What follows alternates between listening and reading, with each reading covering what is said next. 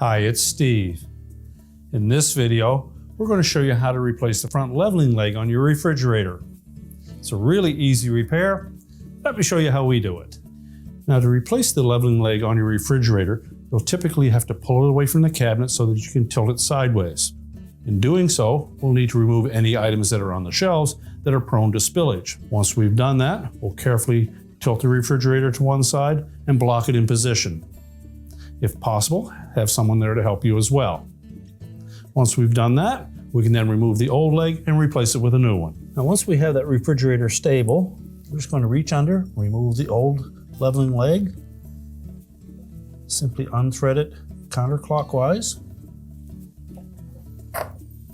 and discard the old one, and just make sure that the threads for that leveling leg don't appear to be damaged. And carefully align the new leveling leg. And you should be able to turn that in by hand without too much effort. We'll begin by turning it in roughly to the same distance that the existing one was, and then we'll set the refrigerator down and do our final leveling afterwards. Once we have the refrigerator back on the floor, we're going to carefully push it back into place, and then we'll level it using the legs. Once it's stable, your repair is complete.